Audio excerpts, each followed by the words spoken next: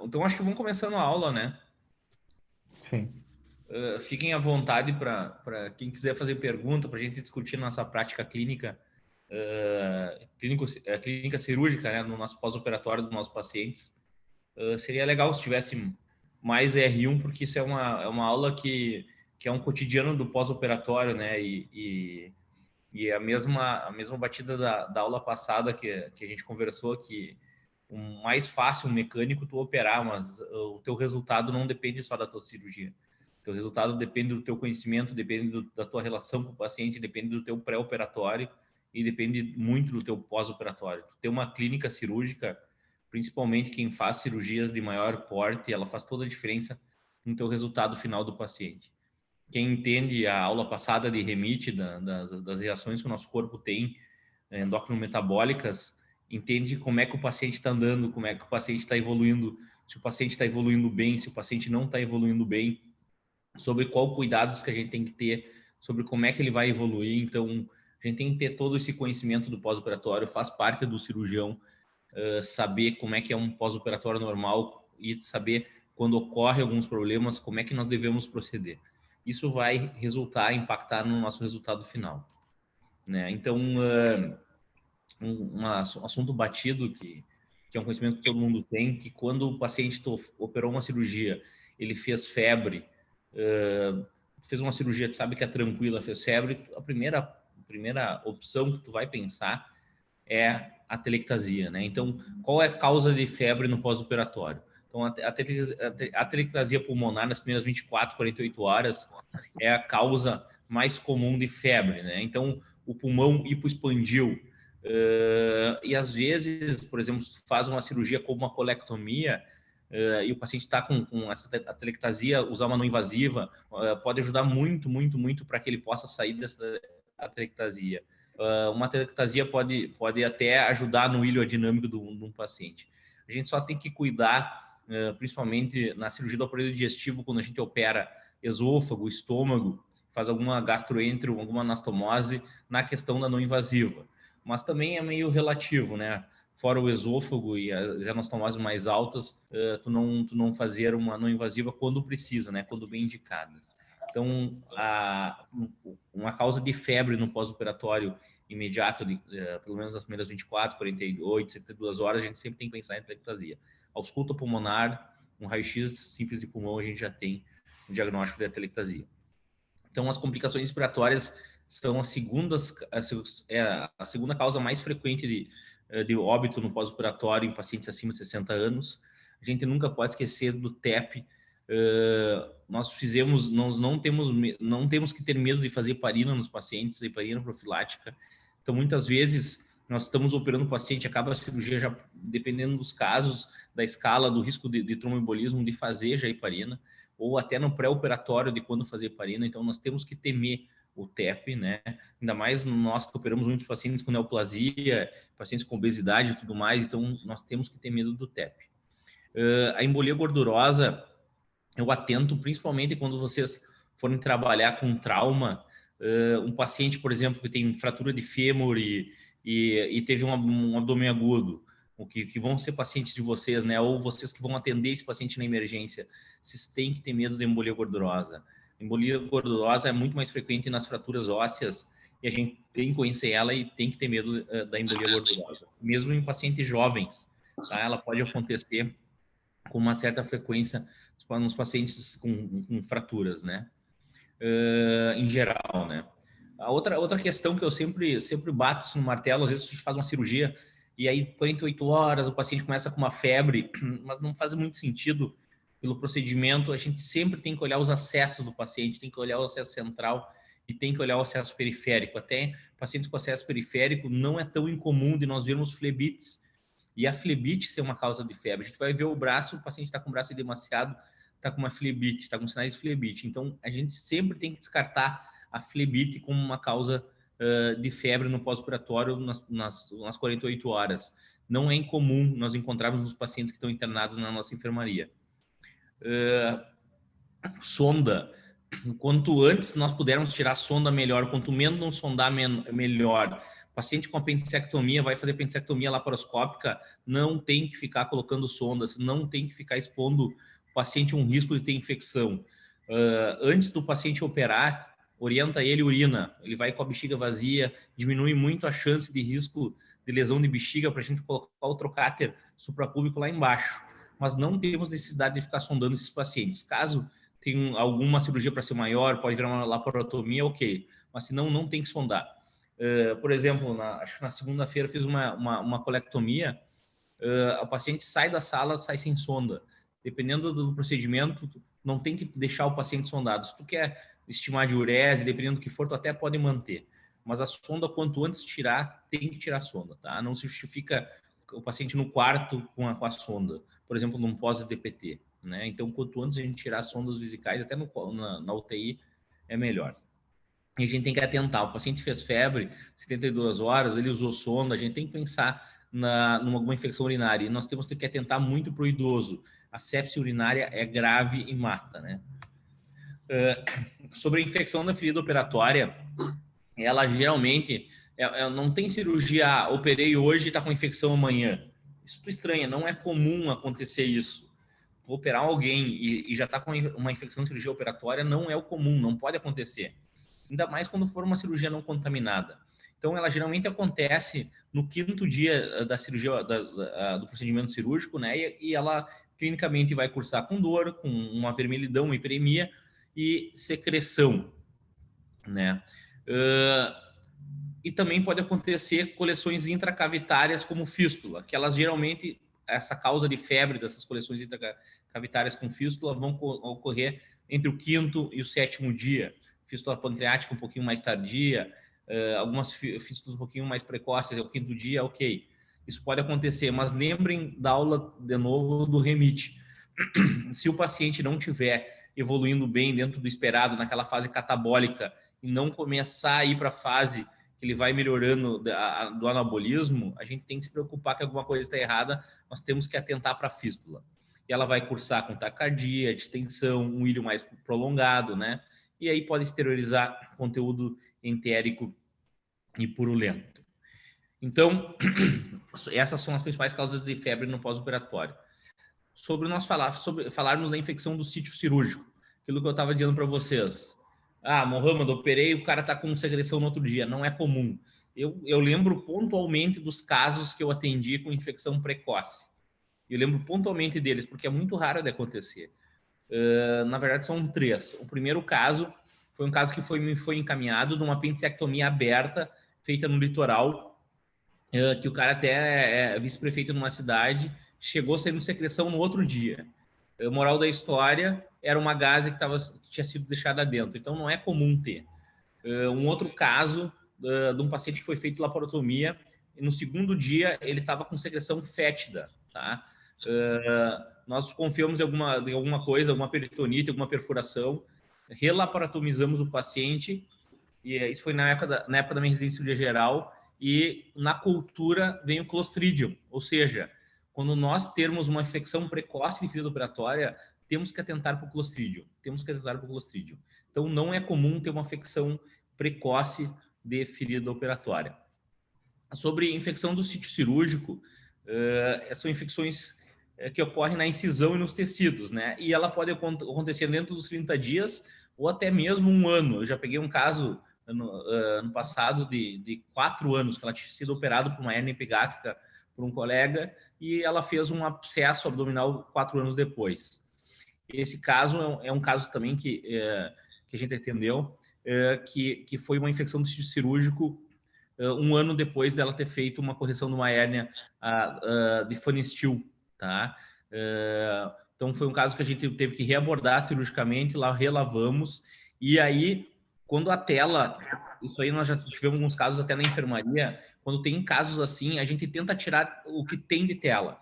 Nós também não vamos muito a fundo, porque tem a chance de lesionar a alça, mas o que nós conseguirmos tirar de tela, a gente tira nesses casos, tá? Ele foi tirado e resolveu. Um agente mais comum de infecção do sítio cirúrgico é o Staphylococcus, né? O aureus, mas também tem o Enterococcus e os demais. Isso aqui, pessoal, para os R2, que vão fazer prova e para os R1 já saber e até na hora de passar o caso clínico, né, caso cirúrgico de pós-operatório, que a classificação do sítio cirúrgico de infecção do sítio cirúrgico tem a incisional superficial, uma incisional profunda e também quando pega órgãos e espaço. Então, a superficial vai pegar o tecido celular e subcutâneo. A profunda vai pegar fáscia e músculo. Então, é uma infecção mais profunda. E quando pega órgãos e espaços, né, que daí vai pegar a cavidade intraabdominal. Tá? Então, são 3 tipos na classificação de infecção. Agora, se perguntarem para vocês quais são os fatores de risco, isso a gente tem que saber, relacionados ao paciente. Qual o paciente que tem mais risco de ter infecção do sítio cirúrgico? Paciente com asa maior que 3, asa 3, 4 e 5.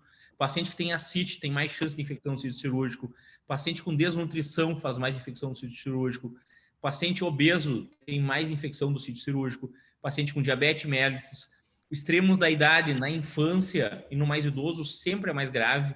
O pessoal que já atendeu emergência cirúrgica, quando vem uma criança, 4, 5 anos, geralmente já vem uma apendicite um pouquinho mais avançada, assim como a gente brinca, né, que não é doença, é doença de guri. Quando o vozinho faz uma apendicite, sempre é uma apendicite mais grave. Então, os extremos da idade também na infecção do sítio cirúrgico aumenta o risco de termos essa infecção. O paciente com hipoxemia, por isso que é importante o O2 num pós-operatório imediato, seja ele um catéter nasal, isso diminui a infecção do sítio cirúrgico. E também os pacientes imunossupressos e com anemia no pós-operatório também vão diminuir a infecção. Na anemia, no caso, também, porque vai chegar menos oxigênio no sítio cirúrgico, causando maior taxa de infecção. Agora, não relacionados ao paciente, nós temos que cuidar, são as medicações contaminadas. Já aconteceu de cair Bogotá no chão e tentarem não colocar num local estéril. Então, a gente tem que cuidar muito na manipulação, tem que cuidar muito na manipulação na tela, de abrir só na hora de colocar. Uma esterilização inadequada no material pode acontecer infecção e às vezes acontece sim. Uma antisepsia inadequada da pele, então nós temos que cuidar muito da antisepsia desses pacientes. E também a presença de corpo estranho, isso também aumenta a chance de infecção. Agora, fatores relacionados ao tratamento, quando a gente faz uma hernia incisional, uma outra coisa, entre a cinta e um Portovac, sempre tem que lembrar que o dreno, quando não é bem indicado, porque o dreno por si só ele aumenta a chance de infecção, então a gente tem que saber as indicações do dreno. Se não colocar numa boa indicação, tu também pode estar ajudando a ter uma infecção no pós-operatório. Cirurgias de emergência, que a gente faz muito, tem muito maior chance de infecção. O antibiótico profilático não adequado também tem muito maior chance de infecção. A hospitalização pré-operatória, isso que o Vitor estava dizendo, 48 horas, 72 horas, internação pré-operatória antes da cirurgia, quanto menos deixar ele no hospital, o paciente a chegar para operar, ele diminui a chance de infecção. E uma cirurgia mais prolongada, a gente vai ver que conceitualmente, a cirurgia mais prolongada é quando tu aumenta 75% o tempo médio dessa cirurgia que tu faria se não tivesse alguma intercorrência. Então, nessas infecções superficiais, nós devemos abrir o ponto e permitir a drenagem de material purulento, tá? E irrigar sempre com soro fisiológico. Por isso que a importância não é falar para a enfermagem, é nós pegarmos lá e lavarmos um pouco da ferida operatória, nós cuidarmos dessa ferida operatória quando tiver algum processo de infecção dessa ferida operatória. Agora, o que eu atentei para vocês é que quando ela não for 5º dia, quando ela for mais precoce, quando ela está meio que flutuando, né, crepitando, a gente tem que atentar para a infecção do sítio cirúrgico por Clostridium. É um cheiro fétido, muitas vezes a gente pensa que é fezes, então a gente tem que atentar isso e a gente tem que ter medo da fasciite necrotizante. Então a gente tem que ser agressivo nesses casos quando tem crepitação do tecido subcutâneo.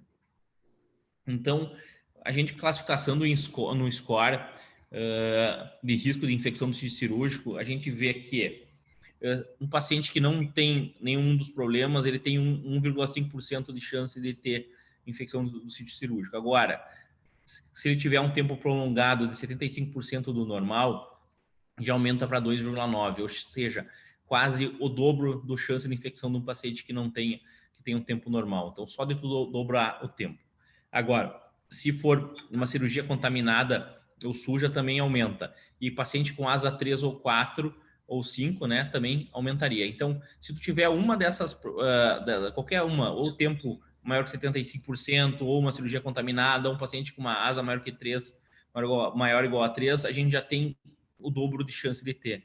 Agora, se nós tivermos os 3, que muitas vezes a gente pega mesmo, pacientes com asa maior ou igual a 3, com cirurgia contaminada, com tempo mais prolongado, a chance é de quase 13% de risco de infecção. Agora, se tu for ver que o risco normal é de 1,5, isso daria, não sei, em torno de 9 vezes o risco de um paciente que não teria nenhum dos outros problemas acima citados. Então, essa classificação que a gente tem esses 3 critérios, se tiver um deles, 2 deles ou 3 deles, a gente já tem como estimar a chance maior de risco de infecção. É muito importante, pessoal, a gente quando vê um paciente que está nesses critérios, que a gente fala e quando na hora de falar com a família, a gente passa isso, tem uma chance maior de infecção por isso, já dizer isso, né? Porque faz parte até da família saber, depois não achar que pode ser algum problema da cirurgia, não. Também tem fatores relacionados ao paciente que podem aumentar essa chance de infecção. Então, a gente tem que ter cuidado com essa ferida operatória.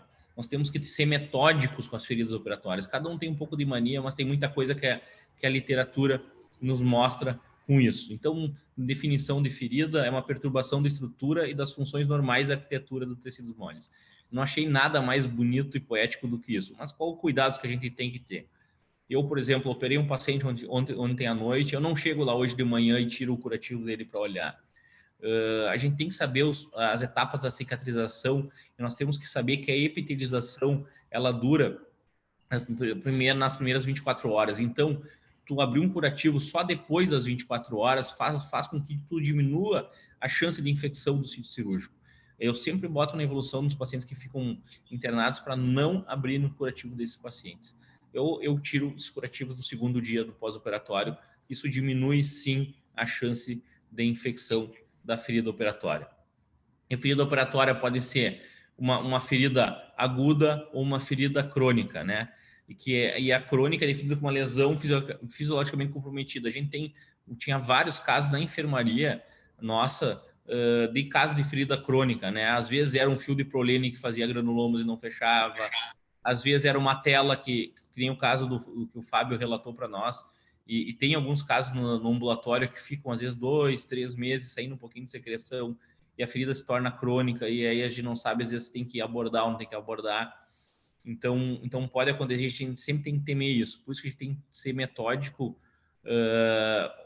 Quanto mais a gente conseguir ser, melhor. E a cicatrização adequada também tem fatores que dependem. Por exemplo, o leito da ferida operatória, para ter uma cicatrização adequada, ele tem que ser bem vascularizado. Então, dependendo, por exemplo, se você vai fazer uma hérnia umbilical, a gente tem que cuidar que a pele é mais fina, se tudo desvascularizado, pode necrosar. Então, a gente tem que cuidar um leito bem vascularizado. Até a gente sempre, quando vai incisar num paciente, a gente chega na poneurose e tenta dar uma limpada para poder facilitar o fechamento, ok, mas isso também aumenta a chance de infecção, aumenta a chance de desvascularização, né? Então, a gente tem que cuidar que o leito tem que ser bem vascularizado. O leito não pode ter tecido desvitalizado e ele tem que ser livre de infecção. E a gente tem que cuidar sempre da umidade.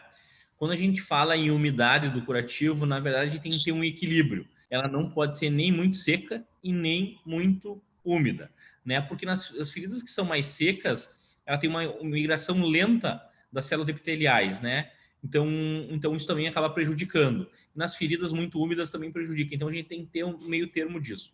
O curativo ajuda, nós temos um meio termo dessa umidade, mas quando ele tiver molhado, a gente tem que trocar o curativo. A gente não pode deixar esse curativo nesse paciente. Então os curativos vão eliminar o espaço morto, eles controlam o exudato, eles impedem o crescimento bacteriano e garantem um equilíbrio adequado de fluidos. Não tem pacientes que vão fazer uma hérnia incisional que eu não peça que ele não traga uma cinta. Hoje em dia, cada vez menos nós colocamos Portovac. Ontem eu acabei colocando num paciente, mas é raro. Com as cintas, a gente elimina esse espaço morto sem ter a presença do dreno, né? Diminuindo a infecção. Então, a gente tem que pensar nisso. Então, uma frase também aqui, que todas as feridas são colonizadas por micróbios, no entanto, nem todas as feridas são infectadas, né? Isso nos chama muita atenção. A gente tem que saber que são colonizadas, mas não quer dizer que são infectadas. E quando é que a gente vai sair assim usando, vou usar um antibiótico terapia com profilaxia? Será que vale a pena já dar uma alta com amoxicilina, clavulanato, só com medo de ter infecção para todos os pacientes, né? Não tem uma vantagem nisso. A gente vai usar antibiótico quando tiver sintomas locais como celulite, se tiver estrias linfangíticas, que a gente vai ver até a própria celulite, quando tiver purulência, quando tiver mau cheiro e quando tiver uma gangrena única. Esses são os critérios de nós usarmos antibiótico quando nós tivermos sintomas locais. Agora, sintomas sistêmicos, quando é que a gente tem que usar antibiótico quando tivermos sintomas sistêmicos, né? Quando o paciente começar com febre, quando tiver calafrios, quando tiver náusea, quando ele tiver hipotenso, quando ele tiver hiperglicêmico, quando tiver com uma leucocitose importante, quando tiver alterações do estado mental, aí também são os outros fatores que a gente vai precisar de antibiótico sistêmico, né, para esse tipo de paciente. Então, o desbridamento cirúrgico que a gente acaba fazendo é para tirar o tecido desvitalizado, né, contaminado. Então, a gente vai tirar, sei lá, um pedaço de tela, ou seja, uma necrose, ou uma escara, ou um corpo estranho. Esse é o desbridamento cirúrgico. Agora, no desbridamento cirúrgico, por que a gente não sai jogando, por exemplo, assim, vou limpar o curativo, não sai jogando Clorex, sai jogando água oxigenada, sai jogando hipoclorito? Isso é desnecessário e, em muitos casos, pode piorar muito a cicatrização. Então, quando a gente vai fazer, a gente não vai limpando, a gente limpa com soro mesmo. A gente não sai limpando com Clorex uma ferida. Eu atento muito, pessoal, o peróxido, que é água oxigenada, né? Nas cirurgias, ele tem associado a complicações com risco de vida. Eu vou dar o exemplo do caso que está descrito na literatura. Então, assim, água oxigenada, vai dizer, Mohamed, me dá uma função da água oxigenada. Estou fazendo um plantão no interior e chega um monte de ferimento, corto contuso e pacientes traumatizados. Quando é que eu uso água oxigenada? Bom, a única coisa que está comprovada na literatura sobre a água oxigenada é que o Clostridium tetani ele é sensível ao peróxido. Então, se tiver algum ferimento puntiforme, como, qual o exemplo? Prego no pé. O prego no pé, faço um bloqueio, faço um pouquinho xizinho e dou uma explorada, porque muitas vezes o cara está de chinelo, pode ter um corpo estranho com uma borracha que sobe, ou pode ter uma contaminação. E aí eu lavo com um pouquinho de água oxigenada também, porque o Clostridium tetani ele é sensível ao peróxido, ele acaba agindo no Clostridium tetani. Agora, a gente não tem indicação de sair lavando ferida com água oxigenada. Tem um caso reportado na literatura de um menino de 17 anos que tinha um ferimento extenso e foi usado 400 ml de água oxigenada e ele fez uma embolia gasosa devido à lavagem com água oxigenada do ferimento que ele tem. O seroma, como é que a gente reduz o seroma? A mesma coisa que eu tinha falado para vocês antes. Vou usar Portovac, vou usar. O ideal é que tu usa cintas compressivas, curativos compressivos, para reduzir o seroma, né? E agora, se tiver o seroma, vou abrir um ponto no seroma. O ideal é a aspiração sob condições estéreis. Agora a gente tem a radiologia intervencionista, que hoje é simples botar uma ecografia, nós mesmos temos que aprender a colocar uma ecografia, fazer uma asepsia adequada da pele e aspirar esse líquido de seroma, né? Então, a gente tem que atentar para isso. Sobre dreno-sucção, aquilo que eu tinha dito para vocês, tem até esse artigo de mulheres obesas grávidas, que eles viram que não diminuiu a infecção com medida profilática, drenar essas pacientes. Então, uma pergunta simples ali, se caírem na prova de vocês e para a vida de vocês na prática clínico-cirúrgica do pós-operatório, que quando nós tivermos um paciente com seroma, qual conduta que vocês teriam dessas três, A, B ou C? Quem vai dizer?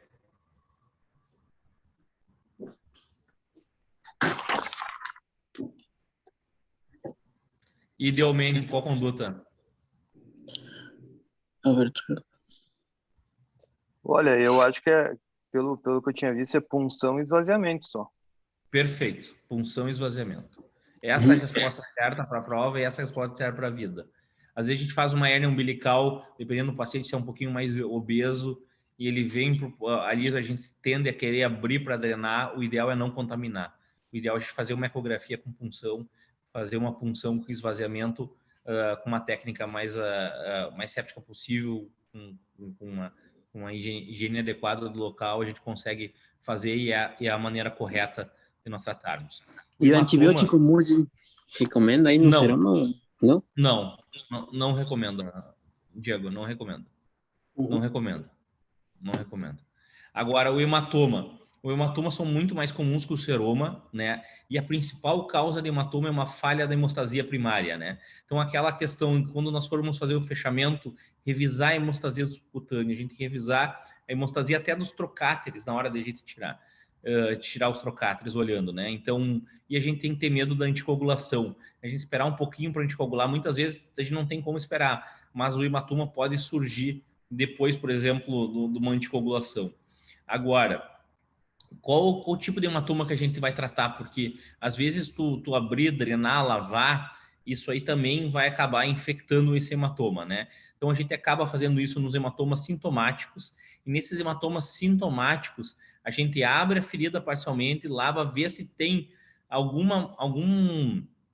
se tem evidência de infecção, ok, mas se tem algum ponto ainda de sangramento, se tem ponto de sangramento, a gente cauteriza ou dá ponto ou faz parar de sangrar, e depois nós estamos autorizados, se não tiver nada de infecção, a fechar essa ferida operatória. Pode acontecer isso, já vi em trocáter de cirurgia bariátrica, já vi em cirurgia normal também, laparoscópica ou cirurgia aberta, ter que reabordar o hematoma. Pode acontecer sim, de ter que reabordar, mas a grande maioria deles, eles ficam contidos e dá uma sangrada, e aquela sangrada ela diminui e depois o corpo vai reabsorvendo, né? Mas às vezes a gente tem que reabordar.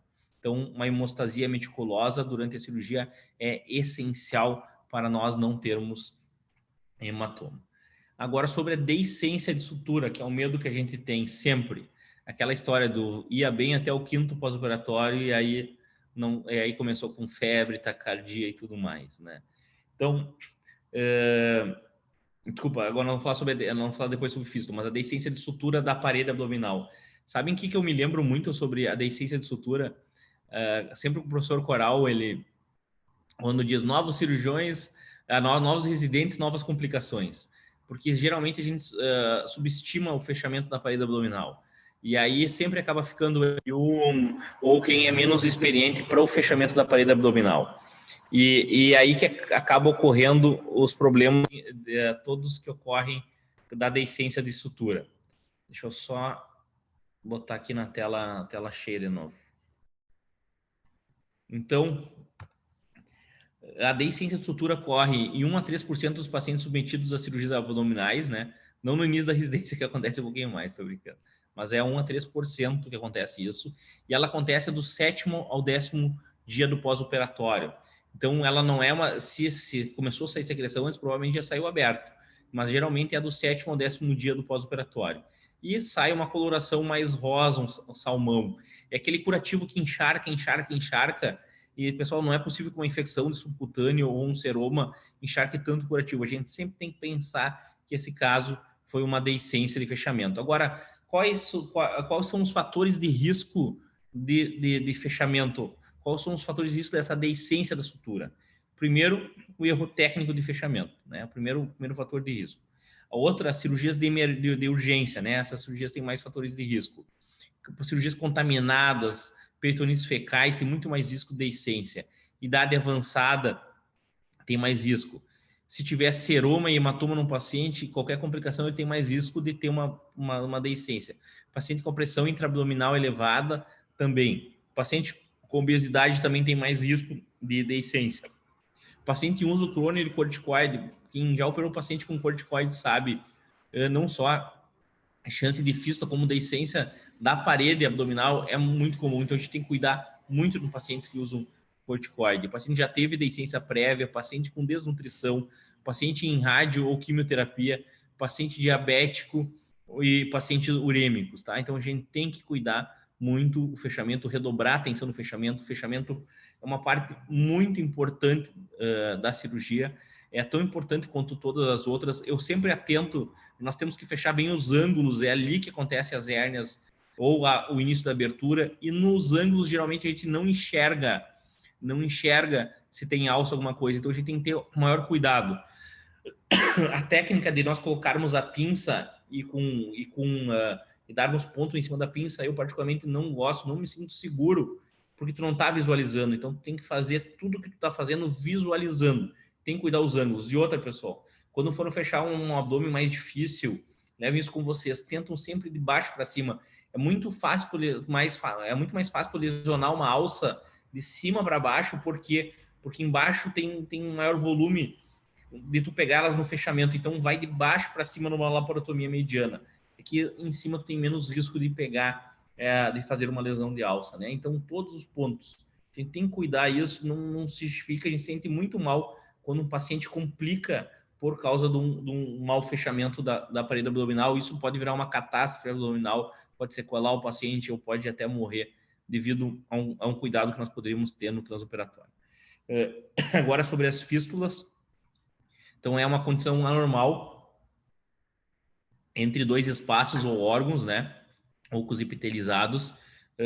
A gente tem que saber classificar, tá passando o caso, uma fístula de baixo débito, uma fístula de moderado débito ou uma fístula de alto débito. Então, fístula de baixo débito, que drena menos de 200 ml por dia, de moderado débito, de 200 a 500 ml por dia, uma fístula de alto débito é que drena mais de 500 ml por dia. Então, grande parte dos tratamentos da fístula nós vamos cursar com NPO, inibidor de bomba. Nós precisamos de muito volume, esse paciente está perdendo volume, então temos que fazer imediatamente uma reanimação volêmica. E também nós temos que corrigir os distúrbios hidroeletrolíticos, que não são poucos, que acabam acarretando uma fístula e a gente acaba usando também antibiótico em primeiro momento.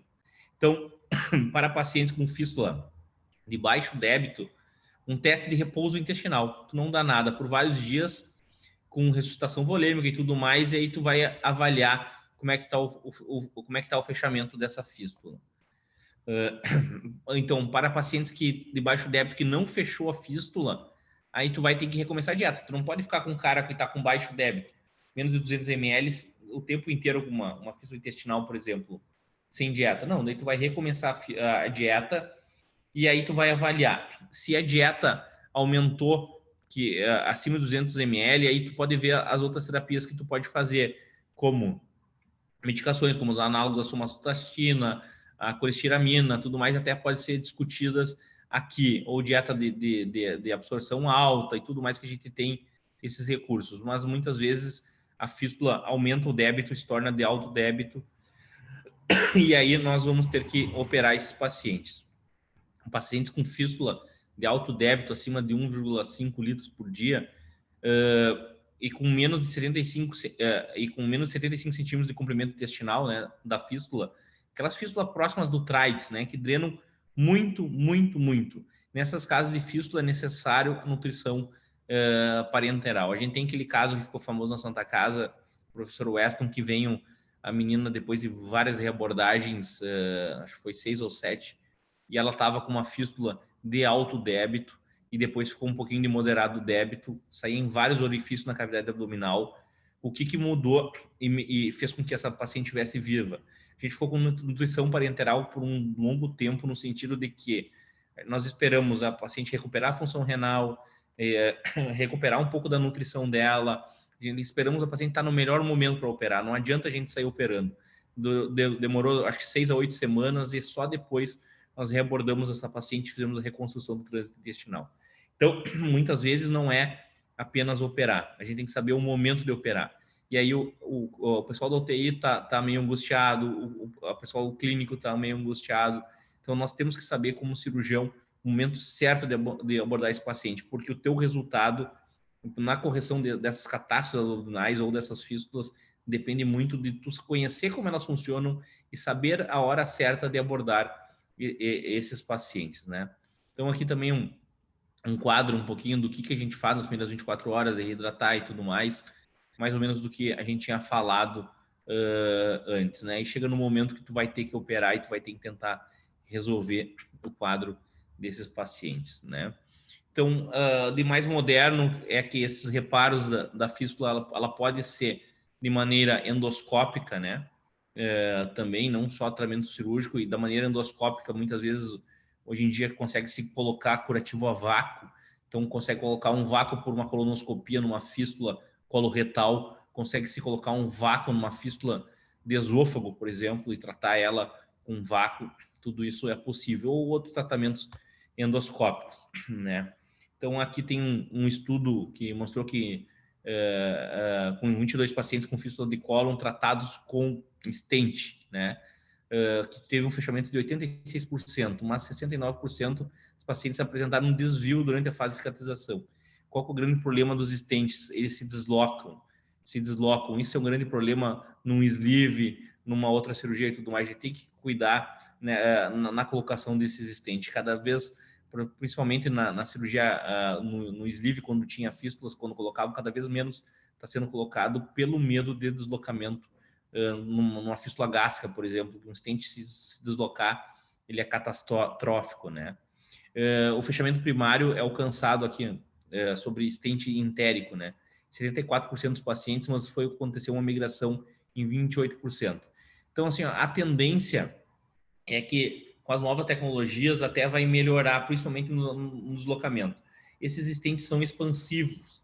Então, às vezes, até num sangramento num paciente que vai precisar de um tratamento anterior, tu coloca por uma colonoscopia, por exemplo, esse stent, ele se expande e acaba preenchendo os espaços, ajuda um pouquinho na hemostasia e ajuda mesmo no fechamento da fístula. Mas o grande medo que nós temos de usar stents em fechamento de fístula, o custo é elevado. E o medo que a gente tem, que é que ele se desloque de lugar, e aí pode ser ainda mais catastrófico, tendo um problema maior do que o outro. A fistulotomia, eu presenciei já 3 casos de pacientes que foram para a fistulotomia, que eram casos, foi na época da residência minha do aparelho digestivo de sleeve, que foram com um endoscopista que ele sabe tratar complicações de cirurgia bariátrica. Então, era caso de pacientes que já tinham sido reoperados, redrenados, tentativa de fechar com ponto, aquela tentativa desesperada e não resolvia. Então, esses pacientes muitas vezes vão para a endoscopia. Se a endoscopia consegue passar uma sonda nasoenteral pós-fístula, já deixa uma tranquilidade no sentido de manter esse paciente nutrido. E, às vezes, quando não resolve, o endoscopista coloca como se fosse uma espécie de bisturi e faz uma fistulotomia. Ele abre um pouco mais da fístula, mudando o vetor de força dessa fístula, fazendo com que essa fístula venha a fechar. Tá? Os 3 casos que eu vi de fistulotomia fecharam. Claro que não é um N pequeno, mas já estavam há um tempo essas fístulas pós-sleeve, e elas acabaram fechando depois da abordagem endoscópica. E sobre realizar a endoscopia durante o procedimento, até nós fizemos uma sigmoidectomia na segunda-feira, uma paciente de 28 anos, e a gente fez anastomose embaixo, tá, com grampeador. Eu não coloquei a ogiva do grampeador terminal, eu botei ela lateral, e aí fechei com uma carga de grampeador o cólon para fazer uma uma reto cólon, né? Nós fizemos um borracheiro com colonoscópio. Nós botamos o aparelho de colonoscopia, inflamos o cólon, enchemos de soro no abdômen do paciente, e aí nós vimos se borbulhava ou não. Então, tu fazer uma endoscopia, uma colonoscopia transoperatória, te dá muita segurança. Por exemplo, tu vê sangramento, se tem sangramento de linha de Grampus e tudo mais, ou se vaza algum gás, podendo ver. Quando eu estava no Canadá, lá em Toronto, eles usavam endoscopia em todos os bypass gástricos, eles não faziam o teste azul do metileno, eles entravam com o aparelho de endoscopia, olhavam a linha de Grampus está sangrando e colocavam ar, porque o ar é mais sensível ainda do que o azul metileno para ver se vazava ou não. Então, era feita endoscopia em todos os casos. Principalmente nos casos tumor gastrointestinais, como um tumor gástrico, por exemplo, tu poder entrar com o aparelho para medir as distâncias e ver o melhor lugar que tu pode retirar a lesão, né? Então, assim, faz parte da formação em alguns países do cirurgião geral fazer colonoscopia e endoscopia, porque quando tu faz anastomoses, tu tem que saber fazer esses procedimentos, né? Então, em alguns países isso já está sendo feito, né? Aqui, quem estava no passado nessa aula acompanhou, isso aqui é o ICG, que é o verde de indocianina, que é uma realidade que já está chegando aqui, tem poucas torres disponíveis, até que a substância que tu injeta não é tão cara assim, perto do material que tem que ter. Mas, por exemplo, aqui, ó, estamos fazendo uma reconstrução colônica, e aí como é que a gente tem certeza que esse coto aqui, se ele está bem vascularizado, não está para anastomosar com esse outro coto? Então, como é que a gente vai ter certeza disso? Então, aqui nesse vídeo a gente consegue ver que injetando o verde de indocianina, principalmente, pessoal, para cirurgias colônicas, por quê? Porque o cólon não tem uma vascularização tão regular. Às vezes tem marcadas e não tem outra, então a gente tem que cuidar muito a vascularização do cólon, né? E uma anastomose que dá problema, ela é mortal, né? São fezes na cavidade abdominal. Então, o verde de indocianina já está sendo usado para todas as outras anastomoses, mas na parte da coloprocto é muito mais usada. Então, olha, essa pontinha não está completamente vascularizada, então não nos dá a completa segurança. Olha só, tu usa a torre de vídeo específica para isso, né? E aí nós estamos vendo. Então, a gente não tem a completa segurança, então o que nós devemos fazer é seccionar o local que não está com uma vascularização boa, para nós termos uma anastomose mais segura possível. Tá? Então, o verde indocianina, essas novas tecnologias estão vindo para nós termos a maior segurança possível nos procedimentos.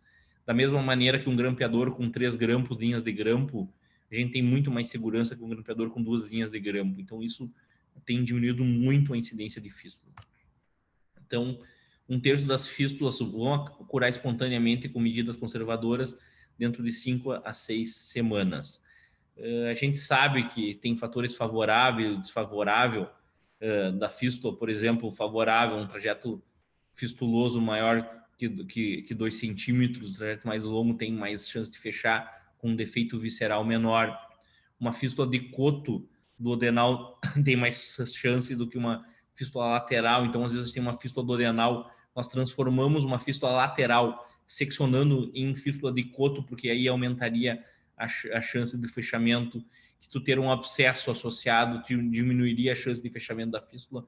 Então nós temos esses fatores de vantagem favoráveis e desfavoráveis de fechamento de fístulas, né? Então nós temos que conhecer como é que essa fístula funciona, e muitas vezes uma fistulografia acaba nos ajudando. Especificamente sobre fístula pancreática, quando a gente faz uma duodenopancreatomia, uma pancreatec corpo caudal, e a gente tem tanto medo de uma fístula pancreática, porque essas enzimas pancreáticas podem ser catastróficas na cavidade abdominal, e também são fístulas que são angustiantes, às vezes demora um pouquinho mais para ter um fechamento, a gente não consegue ter um total controle sobre elas, né? Então elas são definidas como uma comunicação anormal, né? Do pâncreas com outros órgãos e estruturas, né, próximos.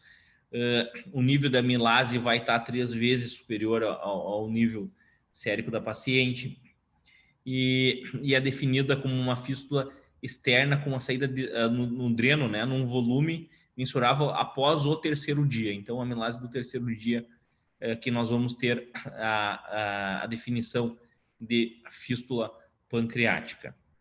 Só que ultimamente, essa definição, para nós dizermos, antes nós dizia A, B ou C, nós poder afirmar que está com fístula também vai precisar de algum fator clínico relevante desse paciente. Quando a gente diz uma fistuletinha, né, alguma coisa que não teve repercussão clínica nenhuma, eu não precisei entrar com antibiótico, eu não precisei mudar minha conduta, eu não precisei segurar, quando não teve alguma repercussão, não teve infecção, não teve nada, a gente considera como um vazamento bioquímico, a gente não considera mesmo como uma fístula propriamente dita. Agora, quando nós temos que iniciar antibiótico, né, ou começar octreotide, começar alguma outra coisa junto com o antibiótico, aí nós podemos afirmar que é uma fístula grau B, né? Quando precisa de uma drenagem, uma punção, nós podemos dizer que é uma fístula grau B. Agora, no grau C, sim, aí são fístulas mais graves que nós vamos ter que reabordar, relavar, reabordar a cavidade abdominal, são fístulas grau C, né? Então, pode acontecer vazamentos que não são bem considerados, pode acontecer, mas a partir de quando começa a intervir, tem que usar antibiótico, começar a fazer, ela passa a ser grau B, quando tiver que reoperar, ela passa a ser grau C. mas tem fatores no pâncreas que acabam aumentando a nossa chance no pós-operatório de ter fístula ou não. Por exemplo, um pâncreas fibrótico, ele tem menos chance de ter fístula em comparação com um pâncreas mais mole, né? Então, o pâncreas mais mole, ele tem mais chance de ter fístula do que um pâncreas mais fibrótico. Inclusive, em vários serviços, por exemplo, lá em Toronto, quando tinha um pâncreas mais fibrótico, com um ducto maior, eles nem colocavam um dreno pós uma pancreatectomia, né? Mas agora no pâncreas mais mole eles colocavam em todos os casos, né? Por que a gente não sai, fala, Mohamed, mas olha só, se tu usa o octreotide, diminui na teoria um pouco da secreção gastrointestinal mais alta, por que você não usa o octreotide no pós-operatório, no perioperatório de todos esses pacientes para diminuir? Não tem comprovação nenhuma nos estudos que no uso do pré-operatório reduzisse o número de fístulas em comparação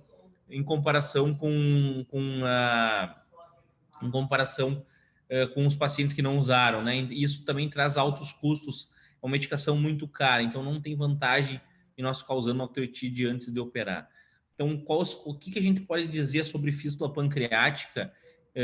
Basicamente, sim, a gente tem que conhecer, principalmente nos nossos pacientes, por isso a gente tem que entrar na cirurgia, tem que sentir o pâncreas, tem que tocar, isso vai nos trazer bagagem para nós sabermos qual o caso que pode acontecer, que vai acontecer, né? Então, quando tiver um remanescente fibrótico pancreático em pacientes com pancreatite crônica, isso facilita muito a anastomose. Agora, quando o parênquima pancreático é mais mole e friável, isso dificulta a realização da anastomose, que está associado a um maior risco de fístula, né? Agora, ductos pancreáticos pequenininhos, menores que 3 centímetros, tem que telescopar um ducto pancreático, por exemplo, isso aumenta muito a chance de fístula. Paciente com diabetes mellitus, paciente com laparotomia prévia, paciente com um tempo de cirurgia maior do que o normal, ele também aumenta o risco de fístula. E aqui eu tinha colocado na aula do ano passado, se Deus quiser, Vitor, ano que vem tu já vai estar na residência de cirurgia plástica, mas foi um trabalho que o Vitor levou, acho que foi no Congresso Brasileiro, né, Vitor? Uma paciente que sofreu ferimentos de arma de fogo e ela teve uma fratura pancreática e ela evoluiu com uma fístula pancreática que não fechava de maneira alguma, e foi o primeiro caso de Passo Fundo que foi feito com a radiologia intervencionista lá, que a gente conseguiu fazer uma fistulografia, entrar e colocar estocril, que ele é expansivo, onde é o FLAN, que se expande e acabou fechando a fístula dessa paciente. Ela ficou tetraplégica por causa dos ferimentos de arma de fogo, porém a fístula pancreática parou, hoje ela tá muito bem, não teve nenhuma outra complicação devido ao procedimento.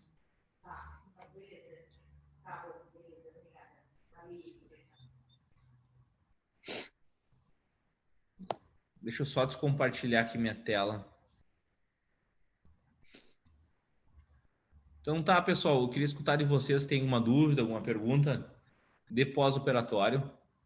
Foi uma revisão que tentei ser o mais completo possível, principalmente para quem está fazendo a prova, mas também para a clínica cirúrgica de quem está vendo o andar. Viu, Moody, uma dúvida que eu tenho, que eu acho que é meio recorrente, tu vê alguns chefes dizendo o seguinte, para paciente com alto risco assim de fazer trombose, TEP, baseado no score de Caprini, tu vai iniciar a heparina ali 6, 12, 24 horas após o procedimento.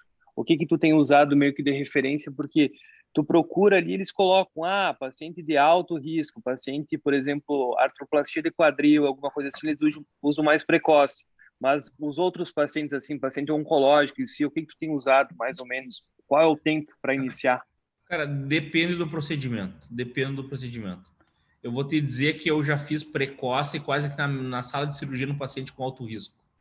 E às vezes a gente acaba operando pacientes que já estão até com uma trombose prévia, né? Então já parou um pouquinho da anticoagulação, a gente só espera, faz a ponte para fazer.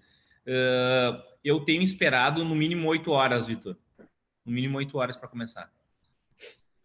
Tá? Nesse paciente com scordon elevado para trombose. Tá? Agora, se tu falar, por exemplo, em cirurgia bariátrica, por exemplo, assim, o Menger gosta de... Eu tenho feito... Um dia antes, o paciente tem feito Clexane antes de operar, no dia anterior de cirurgia. Tem colegas que preferem manter Clexane por 14 dias depois da cirurgia. Agora, o que eu prefiro mesmo é usar o score. Eu uso muito no celular mesmo, né? A gente coloca ali e vê o score para ver se eu vou deixar o paciente com enoxa depois ou não. Tá? Eu acho que tem que individualizar o paciente. Se ele tiver risco, a gente não tem que ter medo de fazer, né? Não tem que ter medo de fazer. Mas em algumas cirurgias maiores, eu espero um pouquinho mais. Eu tenho uma história, aquela da primeira DPT que eu fiz na residência, o paciente acordou, que ele ficou cego e ele fez um AVC, né? E aí teve que ser anticoagulado, foi nas 20 horas depois da cirurgia, e isso acaba ocorrendo maior chance de sangramento e outros tipos de complicações, né? Numa cirurgia de maior porte, né? Mas dependendo da cirurgia, a gente não tem que ter medo de anticoagular precocemente, o mais rápido possível mesmo. A gente não tem que ter medo, né? Beleza, obrigado. Imagina. Mais alguém?